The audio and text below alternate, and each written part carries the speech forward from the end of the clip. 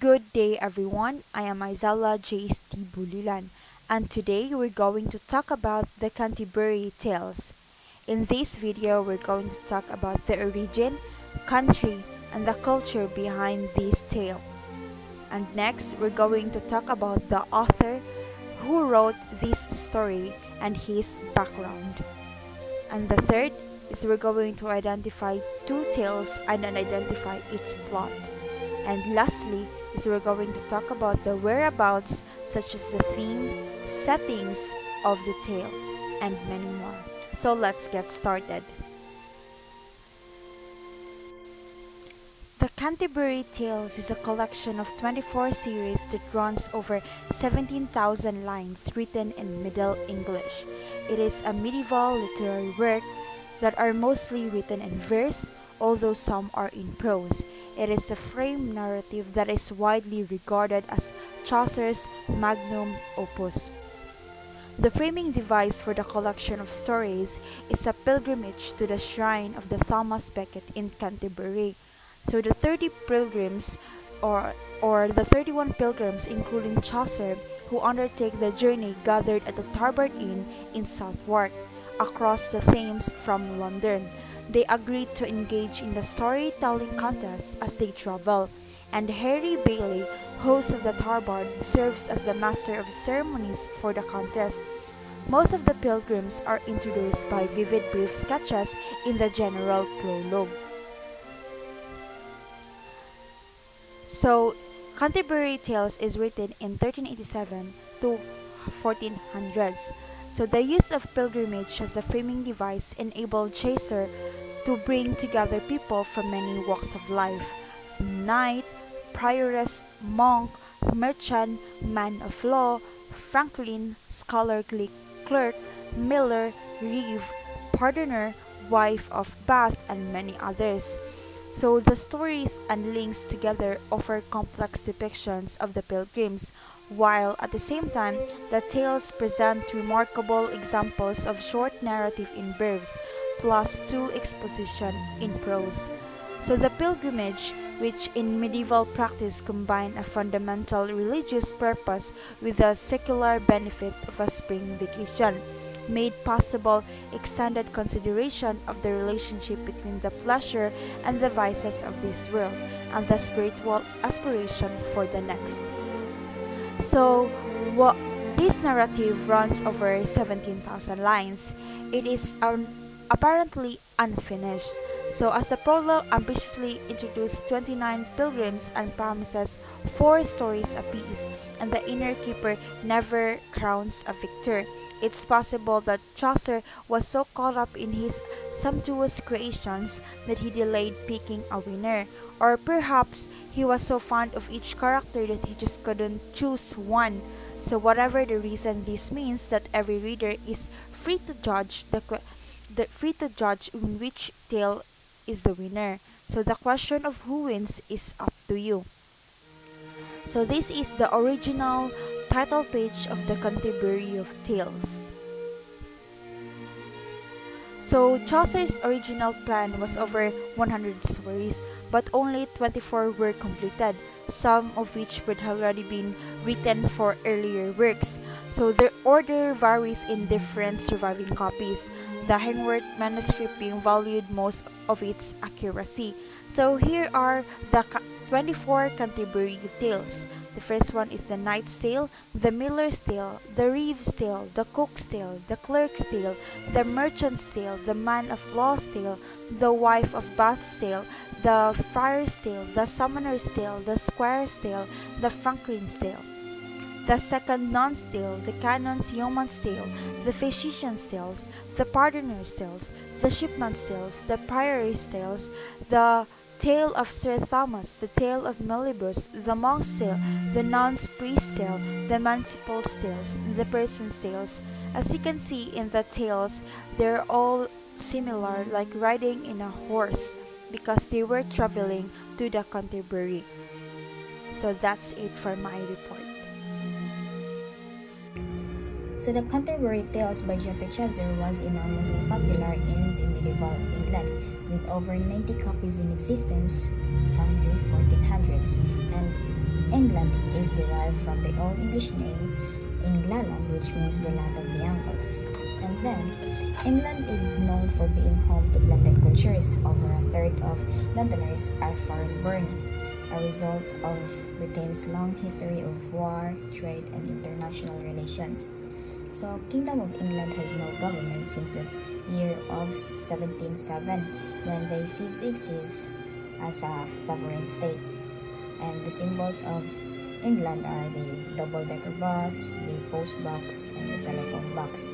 So, England is mostly full of Christians, which is in the percent of 59.4. And facts about England is they drink more tea than most other cultures. There were no trash bins in London for 20 years for fear of bomb attacks. And lastly is police do not carry guns. Police don't carry guns except in emergencies.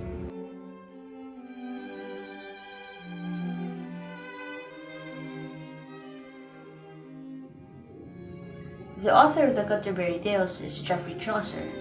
He was born on 1343 and he died on 1400s.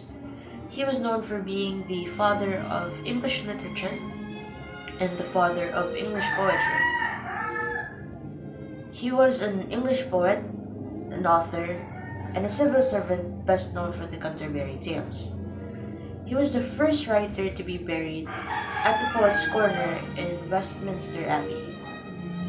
Chaucer also gained fame as a philosopher and astronomer, composing the scientific A Treatise on the Astrolables for his 10-year-old son Lewis. He maintained a career in the civil service as a bureaucrat, courtier, diplomat, and a member of the parliament. When April's soft showers have cracked the March drought, when the warm west wind has breathed his sweet breeze through tender buds, Hard up there! You there!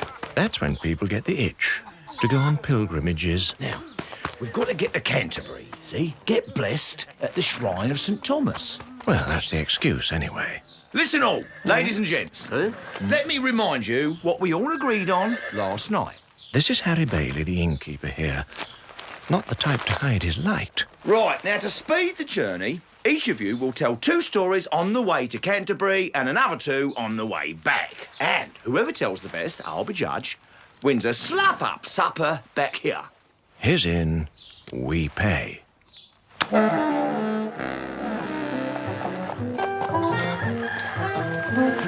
30, please. Do you mind?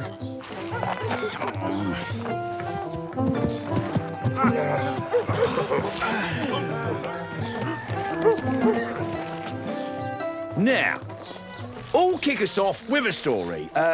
No, what about... Oh, my lady prioress. Oh, oui, monsieur.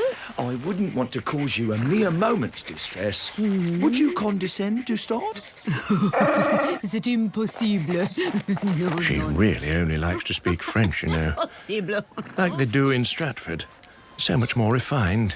And her table manners. Bless your kicks and balls. Have I got a perfect story?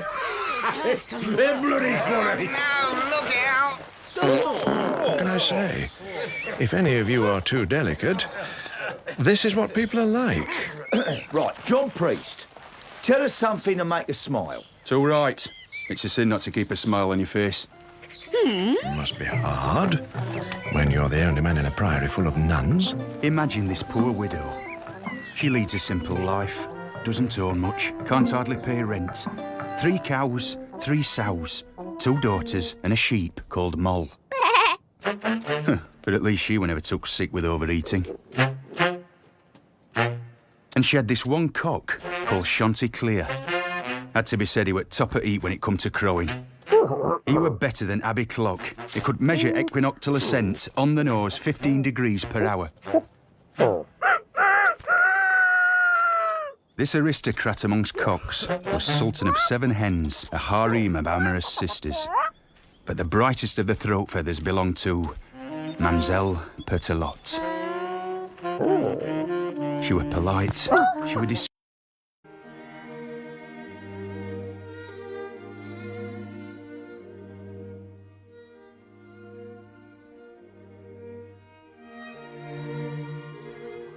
Good day everyone, I'm Crystal Mafet Puerto and today I am going to tackle about one of the most famous Canterbury tale, which is the Clerk's Tale. So the Canterbury Tales is composed of 24 tales, in which one of it is the Clerk's Tale. So we will discuss thoroughly its plot analysis. So the Clerk's Tale the initial situation was when a Marquess named Walter marries a poor but virtuous maiden named Griselda. Despite all his fears that marriage will cramp his style, he makes Griselda promise to obey him at all things. Will this be a happy marriage? Will Griselda get sick of Walter always getting up on her grill? Or will Walter miss his bachelor days too much? Soon we'll find out. So the conflict and complication of the tale started for no reason whatsoever when Walter decided that he isn't sure about Griselda's steadfastness. So he decides it would be an awesome idea to test the living daylight out of her.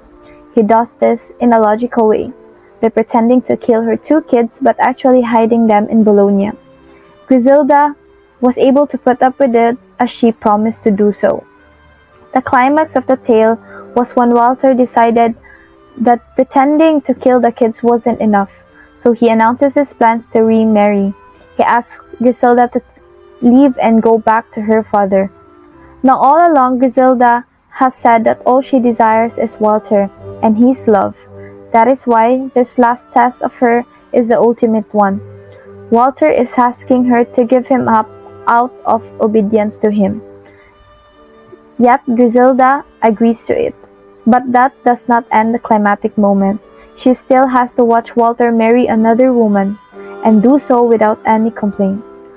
So afterwards, Walter calls Griselda to the palace to prepare his new wife, then parades the new wife and her brother through the town and palace. He asks Griselda how she likes his new wife. Surely this will be the last straw that breaks the camel's back for Griselda, right? When Walter rubs her face in it, all by asking her how she likes his new bride, won't she lose it and rip Walter a new one in front of all the company? The result? Not so much. Griselda replies that she likes Walter's new wife very much, but asks him not to torment her the way he did her. Walter reveals afterwards that the children are actually Griselda's sons and daughter, and that she is still his beloved wife, and he only pretended to kill them, the children, to test her. Even afterwards, Griselda doesn't break. She passes the test and remains the model of wifely obedience. And Walter reveals his machinations to everyone. The conflict is over. Walter is satisfied enough with Griselda's performance to reward her with her children in the knowledge of how he has tested her. In conclusion, Walter and Griselda lived happily ever after, their children making good marriages, the wives free from the torments that Griselda had endured. Griselda's reward for passing Walter's tests is a happy end to her life, which concludes with the happiness and prosperity of her children. The Clerk's Tale is one out of the 24 famous tales, and yet I am sure enough that the 23 remaining tales is as good as this one, which will leave reader a good moral lesson and new learnings that they can apply for the rest of their lives.